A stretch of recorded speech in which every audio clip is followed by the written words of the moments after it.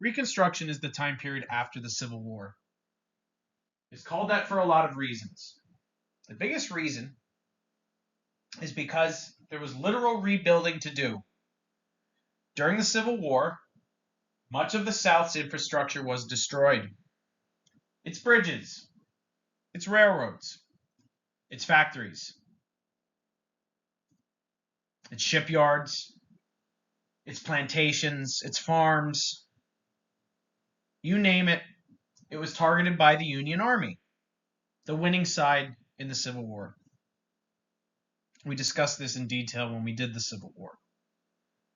Reconstruction also refers to the rebuilding of society in the South. There's an umbrella to what Reconstruction means. The word Reconstruction was being used before the Civil War even ended. Here's a picture of Richmond, Virginia.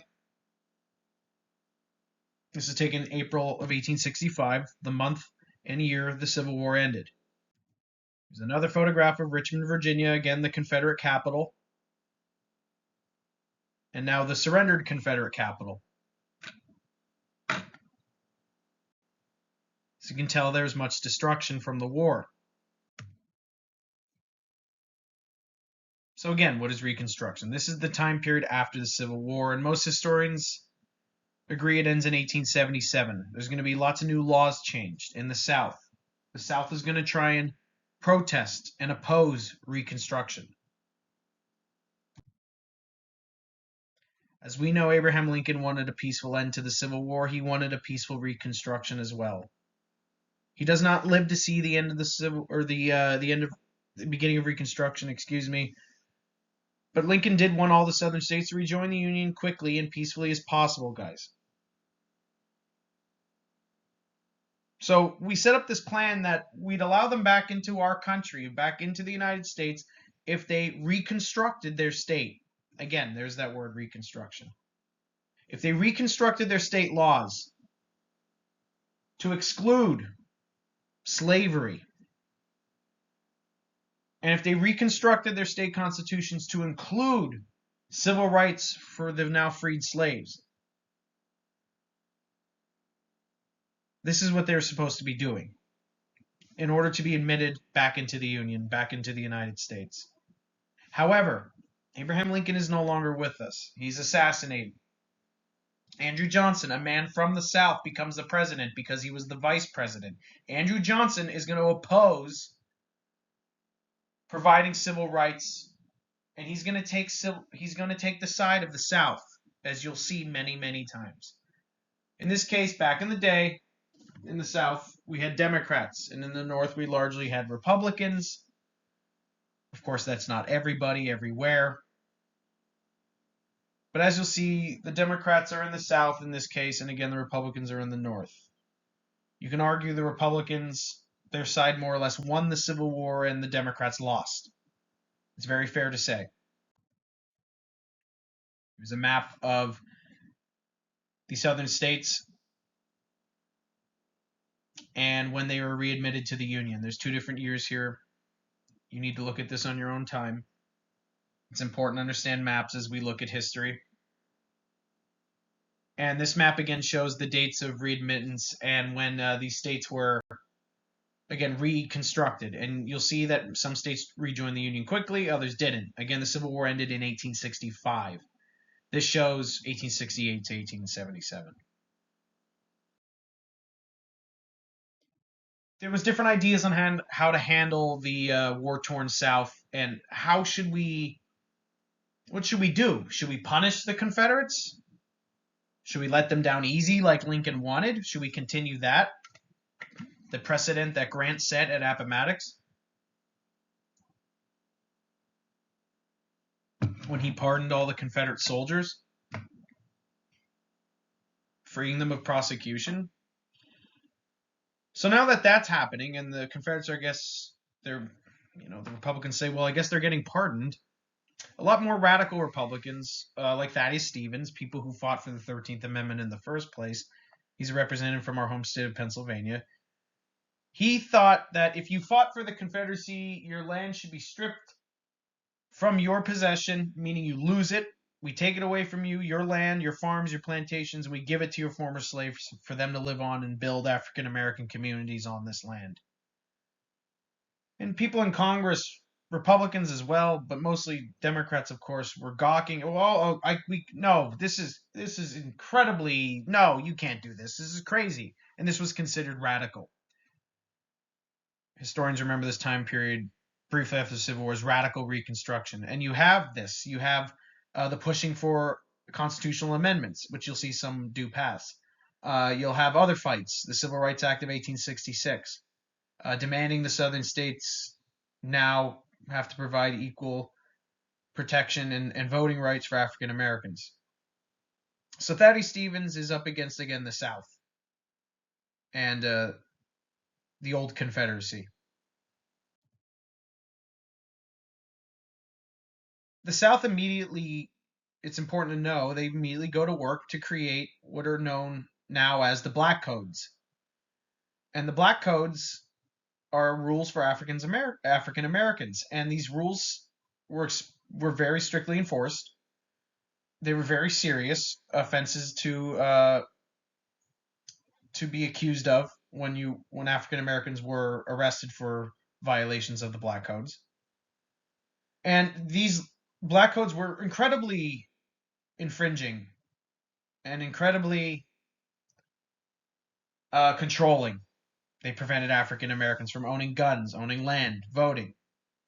So all these former slaves can't hold political office. They can't sit on a jury. And many of the southern states went as far as forcing African Americans into labor jobs like being a servant or being a farmer, forcing them into sharecropping and other things. And of course, this echoes, slavery.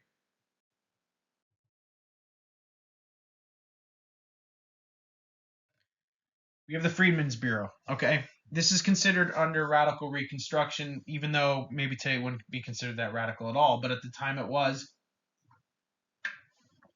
And this is one of the successes of the Republicans and radical Reconstruction. The Freedmen's Bureau is this agency. It's like a relief agency. It's a government agency. There was offices. Sometimes they were, pretty makeshift tents, but sometimes they were actual buildings that were commandeered, let's just say, and turned into these offices where African Americans, former slaves, could go and they could get clothing. They could register their names. They can declare if they were married to someone, because sometimes owners did not allow slaves to get married. If they did, they didn't really keep records. They did ceremonies, but it wasn't legal. Sometimes it was, but many times it wasn't actually, a recorded marriage. The Freedmen's Bureau had all this money, so it's not just these offices that where African Americans can visit. The Freedmen's Bureau is a collection of agents, and they have money. This agency has money, a lot of money, and for a time it was funded by Congress, I believe, and it was building colleges and grammar schools, one-room schoolhouses as we would know them today, all across the South to educate African American, mostly children, obviously, colleges, young adults, and of course anybody could, I guess, go. Perhaps not in all cases, but the Freedmen's Bureau is this big success that's short-lived in the early days of Reconstruction. Andrew Johnson is the president again, and he hates the Freedmen's Bureau. He believes it's too radical. The Republicans have gone too far. How did Lincoln allow this? How is Congress allowing this? And from what I understand, there was a lot of executive money going into it. Johnson cuts the executive money, and that's basically the majority of the funding. The colleges still last today. Unfortunately, the rest of the Freedmen's Bureau collapses quite quickly. And I would say by 1870 it was all but gone. Maybe not everywhere, but in most of the South. All right, Congress fights the Black Codes. What do? This was probably always going to happen anyway. The Republicans had the majority in Congress. In 1868, the 14th Amendment is passed to the United States Constitution. So the law of our land is changed. The Constitution is changed. That's an amendment. And the 14th Amendment declares if you were born here on United States soil, you are a rightful citizen of the United States. Because the southern states are arguing they did not have to allow black men to vote. They did not have to allow African American men to vote in the South because they were born slaves, hence they were property, hence slaves and property don't vote. Whether they're citizens now or so claimed or not, just because they're free slaves doesn't mean they can vote, right? This is what the southern states are saying. Congress comes along and says, you can't deny these rights. All these slaves were born here, and pretty much that was true. So anyone born, they declared that anyone born here is a citizen, and a citizen has the right to vote. So that's why this was done. And the 14th Amendment, of course, is still in effect today and plays a major role in American society. Of course it does. Anyone born here is a citizen. And that plays into a lot of politics today that we're not talking about, but it's something that's debated. You have the 14th and 15th Amendment. Again, they come along to curb the black codes. In 1870, as part of a series of laws, again, to defy the black codes. And I'm just saying that loosely. These are really amendments, but we're changing the law of the land. The Constitution's being changed. So this is how Congress reacts. If the southern states are going to do this, if they're going to fight back, and deny African Americans these rights, we have to go ahead and actually change the Constitution so that federal jurisdiction can oversee the states, so that the government can be in charge of making sure, in some way or another, that the southern states aren't just flat out denying the rights of these African Americans.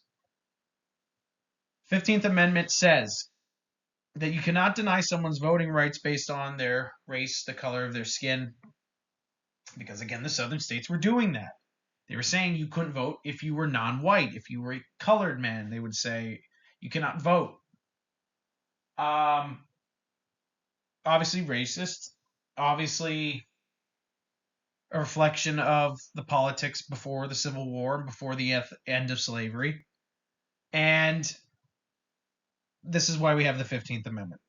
Because again, the southern states, they were saying so if they didn't use color, they would say, well, if you're of African descent, you can't vote because you're not a traditional American. Some of the southern states would try and write in their legislature, and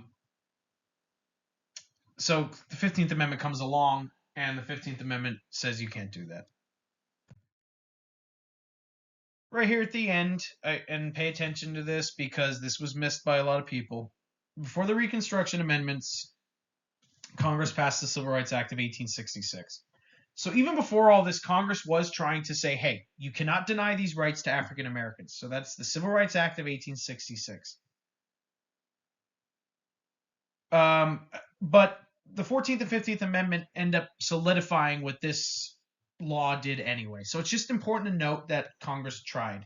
And again, this was deemed radical Reconstruction at the time by the Democrats, by the president. Again, you're probably wondering, well, how, if you really didn't understand the Civil War, you'd be wondering, how did this politics emerge? We had this president who freed the slaves, and now all of a sudden a president who's opposing helping the slaves now that they're freed. Well, that's because the vice president is not of the same party as Lincoln. All right, Andrew Johnson is a very different way of thinking. He's from the South. He does not see African Americans as equal to white people. So he just sees all this helping of the slaves as just crazy and nonsense, and it needs to be stopped. So he vetoes the Civil Rights Act, but Congress still passed it. They were able to override Andrew Johnson's veto.